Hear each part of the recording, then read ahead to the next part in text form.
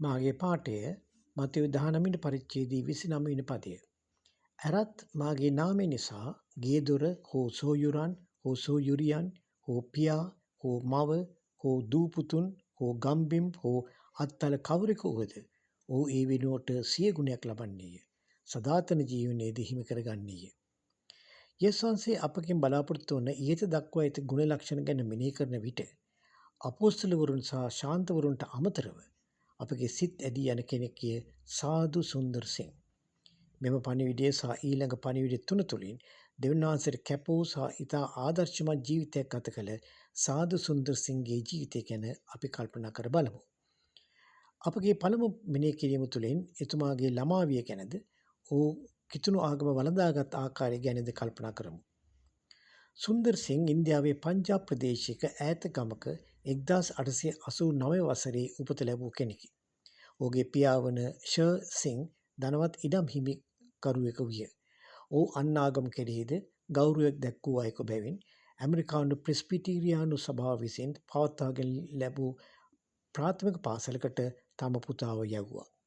එයින් ගැන්වූ විෂයන් අතරින් ක්‍රිස්තියානි ධර්මයද එකක් වුවත් ඊට විරුද්ධත්වයක් පියා නොදැක්වුවා. ඒ සුන්දර් ඊට බලවත් විරුද්ධත්වයක් දැක්වුවා. සුන්දර්ගේ මව ඉතා භක්තිවන්ත හින්දු කාන්තාවක්ය. ඇය භගවත් ගීත සහ තවත් හින්දු ආගම් ලියවිලි අධ්‍යයනය කළා. ඇගේ පුතාට හින්දු ආගම ඉගැන්වීමට ඇය සතිපතා සාදු කෙනෙකු වෙතට සුන්දර්ව ගෙන ගියා. සුන්දර් ඉතා දක්ෂ ළමයෙක් විය. ඔහු අවුරුදු 7ක් වන විට භගවත් ගීත කටපාඩම් කර තිබුණා. අවුරුදු 16ක් වන විට හින්දු ආගමේ ශුද්ධ ලියකියවිල්ලක් වන වේදාද ඉස්ලාම් ආගමේ ශුද්ධ පොත වන කුරාණයද කියවා තිබුණා. සුන්දර්ගේ ජීවිතයේ ඉතාමත් ශෝකජනක සිද්ධියක් ඇති වූයේ ඔහුට වයස අවුරුදු 14ක් වන විට ඔහුගේ මවගේ මරණයයි. තවද ඊට මාස කිහිපයකට පසුව ඔහුගේ වැඩිමහල් සහෝදරයෙක්ද මිය ගියා. මේ මරණ දෙකට ක්‍රිස්තියානි දෙවියන් වහන්සේට සුන්දර් බැන වදින්නට පටන් ගත්තා. ඔහු ක්‍රිස්තියානි ආගමට විරුද්ධව කතා කිරීමටත්, කිතුණු අය සමච්චලයට ලක් කරන්නටත්, පාසලේ කිතුණු ගුරුවරුන්ට විහිළුතාලු කිරීමටත්, ක්‍රිස්තියානි ධර්මය උගන්වන පන්තිවලට බාධා කිරීමටත් පටන් ගත්තා. මිෂනාරිවරු එළිමහන් රැස්වීම් වලට පැමිණි විට සුන්දර් රෝගේ යාළුවන් කීප දෙනෙකු සමග ඔවුන්ට අපහාස කිරීමටත්, ඔවුන් දෙසට ගල් කැට විසි කිරීමටත් පටන් ගත්තා. දිනක් සුන්දර් මිත්‍රයන් කීප දෙනෙකු සමග එළිමහනේ ගිනි මැලයක් ගසා බයිබලයක් ගෙන ඒ කෑලිවලට ඉරා පුළුස්සා දැමුවා. දවස් 3කට පසු ඔහුගේ ජීවිතය පිළිබඳ කලකිරීම උච්චතම ස්ථානයට පැමිණියා.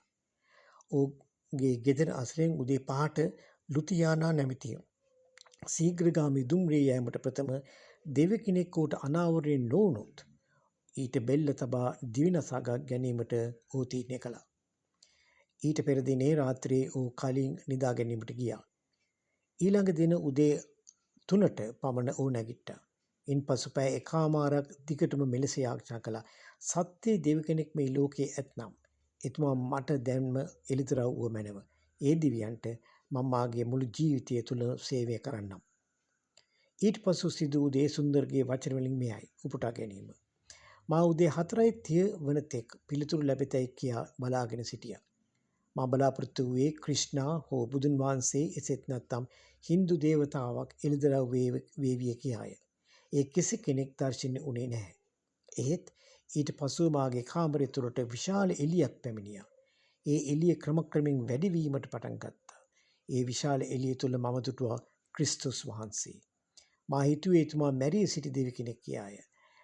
උන්වහන්සේගේ දයාවන්ත මුහුණ සහ අනුකම්පා සහිත ඇස් මාගේ ජීවිතයේ ඇති තාක් මට අමතක වන්නේ නැහැ. ඒ යේසුස් වහන්සේ මට කතා කොට ඇයි ඔබ මට මෙලෙස හිංසා කරන්නේ? ඔබ සහ මුළු ලෝකයේ උදෙසා මම මාගේ ජීවිතේ පූජා කළා.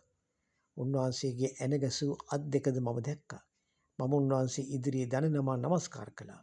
ඒ මොහොතේදීම මම මාගේ ජීවිතය සම්පූර්ණයෙන්ම වෙනස් කළා. උපුටා ගැනීම අවසන්.